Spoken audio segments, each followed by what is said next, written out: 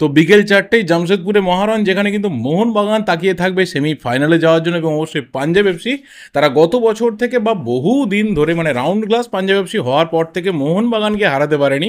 তো তারাও কিন্তু তাকিয়ে থাকবে যে একটা বড় অঘটন ঘটানোর দিকে।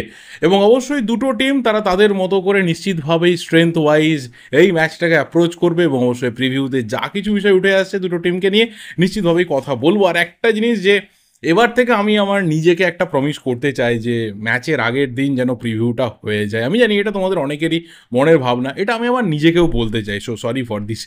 চেষ্টা করবো এবার থেকে ম্যাচের আগের দিনকে প্রিভিউ নিয়ে আসার। প্রথমে যদি পাঞ্জাব এফসিকে নিয়ে একটু কথা বলি, অপোনেন্টকে নিয়ে প্রথমে কথা বলাটা দরকার। তারা কিন্তু ভালো ফর্মে রয়েছে।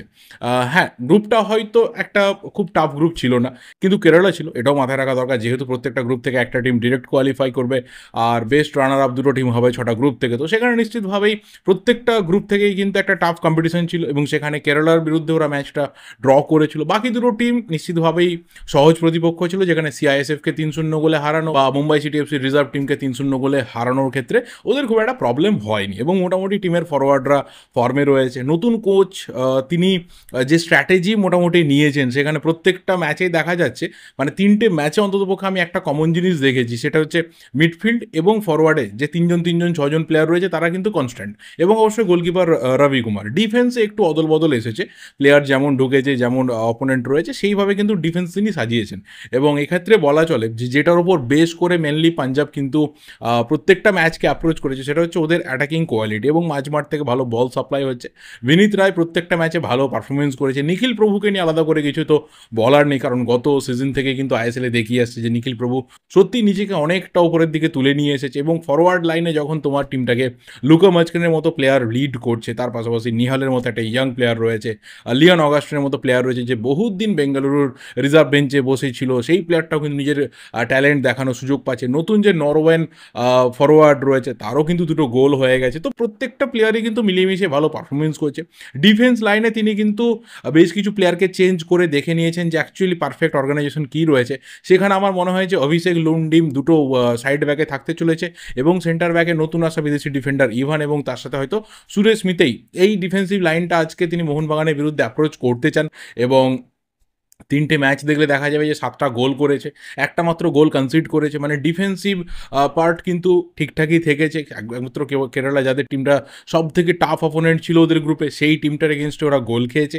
বাকি ফরওয়ার্ড লাইন, যেটা আগেই বললাম যে প্রত্যেকটা প্লেয়ার কিন্তু গোলের মধ্যে রয়েছে। নতুন আসা বিদেশি মিডফিল্ডার ফিলিপ অসাধারণ, কিন্তু মাঝমাঠে বল হোল্ডিং, তার বল ডিস্ট্রিবিউশন তার আলাদা কোয়ালিটির রয়েছে, সেটা কিন্তু শো করছে। এবং যেটা সব থেকে স্পেশাল জিনিস হয়েছে পাঞ্জাব এফসি টিমটাতে, যে জায়গা থেকে স্টাইকোস ভার্গাটিস তিনি কাজ শেষ করেছিলেন, সেখান থেকেই কিন্তু নতুন কোচ তিনি কাজ শুরু করেছেন। গ্রিক কোচ পরিবর্তন করে গ্রিক কোচ নিয়ে আসা হয়েছে, এবং সেখানে আমার মনে হয় যে পাঞ্জাব এফসি কিন্তু একটা ভালো রেজাল্টের জন্য আপাতত ওয়েট করে রয়েছে। আর লাস্ট সিজনে যদি মোহনবাগান আর পাঞ্জাবের মুখোমুখি হওয়ার ঘটনা বলি, তাহলে অবশ্যই ডুরান্ড কাপের গ্রুপ স্টেজে মোহনবাগান হারিয়েছিল পাঞ্জাবকে, এবং আইএসএলের যে দুটো লেগ হয়েছিল সেখানেও কিন্তু একটা ম্যাচে 3-1, একটা ম্যাচে 1-0 রেজাল্ট হয়েছিল। এবং 3টে ম্যাচের নিরিখে সব থেকে বেস্ট পারফর্মার পাঞ্জাবের এগেনস্টে দুজন, এক হচ্ছে দিমিত্রিয়স পেত্রাতস, দুই হচ্ছে মনভীর সিং।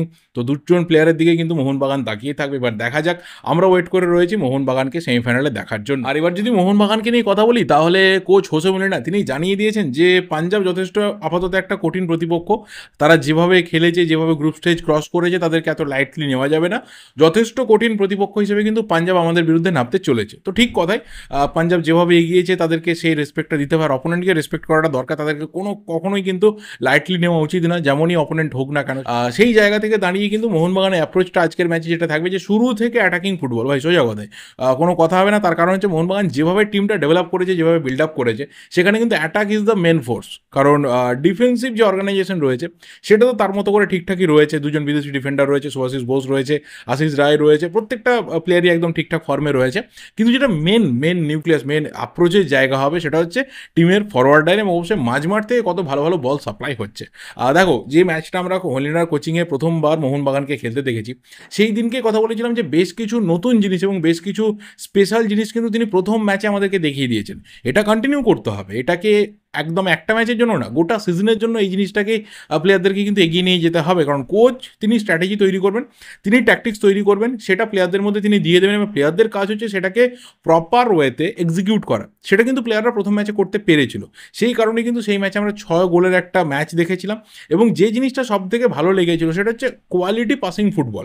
পাসিং ফুটবল তো বহু টিম খেলে, কিন্তু একটা কোথাও রিদিম ধরে রাখা এবং নিজেদের মধ্যে একটা ভালো কম্বিনেশন তৈরি করা। তো সেই জায়গা থেকে আমি দাঁড়িয়ে অন্তত বলবো যে মলিনা যে থিওরিটাকে তিনি সামনে নিয়ে আসতে চেয়েছেন, সেটা যদি মোহনবাগানের প্লেয়াররা এই ম্যাচে বা প্রত্যেকটা ম্যাচে আস্তে আস্তে এগিয়ে নিয়ে যেতে থাকে, তাহলে কিন্তু আমরা বিউটিফুল গেমটা দেখতে পাবো। রেজাল্ট দেখো অনেক কিছুর উপর ডিপেন্ড করে থাকে, যে অপোনেন্ট কেমন খেলছে, তোমার সেই দিনকে লাক ফ্যাক্টর কী রয়েছে, সব কিছু রয়েছে। বাট যে খেলাটা, সেই খেলাটা কিন্তু কোচের যে ট্যাকটিক্স রয়েছে সেই মোতাবেক এগোবে। এবং সেখানে আমরা পাসিং ফুটবল দেখেছি, সেখানে আমরা কোয়ালিটি 1-2 দেখেছি, সেখানে আমরা যে সমস্ত প্লেয়ারদের বল ধরা, বল রিলিজ করা এসব নিয়ে প্রশ্ন আসতো, সেই জায়গাগুলোকে আমরা কাটিয়ে উঠতে দেখেছি। তো কোথাও একটা আলাদা ধরনের ফুটবল কিন্তু মলিনা প্রথম দিনকে দেখিয়েছেন। এবং এই টিমটা আপাতত যে জায়গাতে রয়েছে, সেটা ফিটনেসের লেভেলে বলো, সেটা আপাতত স্ট্রেংথ, কোয়ালিটি, মেন্টালিটির দিক থেকে বলো, সেখানে কিন্তু সব দিক থেকে পজিটিভ জায়গাতে রয়েছে। আর আপাতত টিমের যা কন্ডিশন, সেই জায়গাতে দাঁড়িয়ে ম্যাকলারেন তাকে নিয়ে কোনো ঝুঁকি নেওয়া হবে না যতদিন না সে পুরো 100% ফিট হয়ে যাচ্ছে। আর তার পাশাপাশি কিছু ইন্ডিয়ান প্লেয়ার রয়েছে জানি আমরা, যাদেরকে নিয়েও কিন্তু মলিনা খুব একটা রিস্ক নিতে চান না। যেখানে আশিক রয়েছে, যেখানে গ্ল্যান রয়েছে, ধীরাজ রয়েছে, তাদেরকে ফিট একদম 100% ফিট হয়ে যাওয়ার মতো সময় কিন্তু মলিনা তিনি দিয়েছেন। এবং তার আগে রিস্ক নিয়ে তিনি খুব একটা আরও চাপ বাড়িয়ে নিতে চান না। এবং যেটা আরও একটা আপডেট যেটা জামশেদপুর থেকে আসছে, যে আলবার্তো রড্রিগেজ তার একটা হালকা সমস্যা রয়েছে এবং সেটাও কিন্তু খুবই মাইনর। এবং যদি কোচ মনে করেন যে সেই মাইনর ইস্যুটা আমার জন্য তাকে জোর করে খেলিয়ে বড় হয়ে যেতে পারে, কারণ সামনে লম্বা সিজন পড়ে রয়েছে, ভাইটাল জায়গাটা কিন্তু পড়ে রয়েছে, তাহলেও কিন্তু মলিনা তিনি রিস্ক নেবেন না। তিনি আপাতত যে স্ট্র্যাটেজিতে যাচ্ছেন তার রিস্ক নেওয়ার কোনো দরকার নেই। যা রেজাল্টই হোক না কেন, যা লেখা থাকুক না কেন, কারণ আরও বড় পরীক্ষা কিন্তু সামনে রয়েছে। তো সেই জায়গা থেকে কোনো কম্প্রোমাইজ করা যাবে না। কিন্তু তারপরে বলবো যে টিম আপাতত অ্যাভেলেবেল রয়েছে, সেই জায়গা থেকে কিন্তু এই ম্যাচটা অ্যাটলিস্ট অন্তত 2-0 বা 2-1 রেজাল্টে মোহনবাগানের ফেভারে যাওয়া দরকার। এবং সেখানে যদি পসিবল লাইন আপের কথা বলি, তাহলে গোলে অবশ্যই ভিসাল গাইজ, যে আপাতত একদম ফাটিয়ে দেবো এরকম একটা মেন্টালিটি নিয়ে রয়েছে। ভাই ন্যাশনাল টিমের সিলেকশন চলে গেছে আননোন রিজনের জন্য, সেটা একটা অন্য পার্ট। তো ভিসাল গাইত গোলে। আর 3 জন সেন্টার ব্যাকেই কিন্তু এই ম্যাচটাও কোচ অ্যাপ্রোচ করতে চাইবেন। সেখানে যদি আলবার্তো রড্রিগেজকে না পাওয়া যায়, তাহলে টম আলড্রেড, শুভাশিস বোস এবং আগের ম্যাচের মতো দীপক টাংরি, তাকে হয়তো দেখতে চলেছি। দীপককে একটা নতুন রোলে কিন্তু আমরা দেখেছিলাম, এটাও মেনশন করা দরকার ছিল আজকের এই ছোট্ট প্রিভিউটাতে, যেটা সেদিনকে ম্যাচেও কিন্তু বলেছিলাম যে ওকে অন্যভাবে আমরা দেখলাম। যে ডিস্ট্রাকটিভ ফুটবল দেখতাম, যে আননেসেসারি কার্ড দেখতাম, যে আননেসেসারি চ্যালেঞ্জ দেখতাম, সেখানে কিন্তু দীপক টাঙ্গারিকে সেরকম দেখিনি। অনেক বেশি কুল, কাম অ্যান্ড কম্পোজড লেগেছে। এটা যদি মলিনা ওর মধ্যে ডেভেলপ করতে পারেন, তাহলে কিন্তু দীপকের মধ্যে হিউজ ফিউচার রয়েছে ভালো ডিফেন্ডার, ভালো ডিফেন্সিভ মিডফিল্ডার হওয়ার। আমাদের দেশে কিন্তু এরকম খুবই কম প্লেয়ার রয়েছে, হাতে গোনা রয়েছে, বা হঠাৎ করে বললে কারোর মনেও পড়বে না যে একজন প্লেয়ার যে as a centre back, as a defensive midfielder খুব ভালো পারফরমেন্স করে। তো সেরকম প্লেয়ার কিন্তু দীপক টাংরি হতেই পারে। তাকে অন্তত আমি আজকে সামনে রেখেই এই পসিবল লাইন আপের কথা বলছি। দুটো উইং ব্যাকে মানভীর এবং লিস্টন, একইভাবে যেভাবে ফেরান্দো বা হাওয়াস তিনি ট্রাই করেছিলেন এই দুজনকে এবং সাকসেস পেয়েছিলেন, সেই ফরম্যাটেই কিন্তু আপাতত হোসে মলিনা তিনিও এগিয়ে যাচ্ছেন। 3 জন সেন্ট্রাল মিডফিল্ডে আপুইয়া, সূর্যবংশী এবং অবশ্যই সাহাল আব্দুল সামাদ। এই ক্ষেত্রে আমি অন্তত থাবাকে বেঞ্চ থেকেই স্টার্ট করতে দেখব।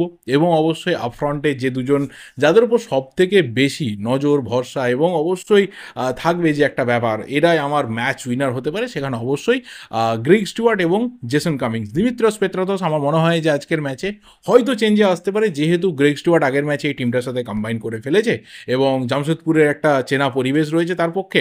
তো সেই জায়গাতে আমি অন্তত পেত্রাতসকে চাইছি যে সেকেন্ড হাফে আসুক। সেখানে আমি প্রথম থেকে গ্রেগ স্টুয়ার্টকে দেখতে চাইছি। আর যদি আপফ্রন্টে 3 জন বিদেশি নিয়ে কোচ স্টার্ট করতে চান, যদি তিনি বেঞ্চে কাউকেই না রাখতে চান বা শুধুমাত্র আলবার্তো রড্রিগেজকে তিনি রেখে দিতে চান, তাহলে হয়তো সাহাল আব্দুল সামাদের পরিবর্তে আমরা দিমিত্রিয়স পেত্রাতসকে এই টিমটাতে ঢুকতে দেখতে পারি। তো এটা আমার পছন্দের একটা লাইন আপ। এবার সেটা তোমাদের সাথে কতটা ম্যাচ করছে বা তোমাদের প্রেফারেবল লাইন আপ কী রয়েছে, অবশ্যই তোমরা কমেন্ট করে কিন্তু জানি। আর বাস এই ভিডিওটা এই অবধি, এর বেশি আর কিছু বলার নেই। ভালো লাগলে লাইক করো, শেয়ার করো, ওপিনিয়ন অবশ্যই দিতে থাকো। দেখা হবে পরের ভিডিওতে। Till then subscribe the channel যদি নতুন হয়ে থাকো।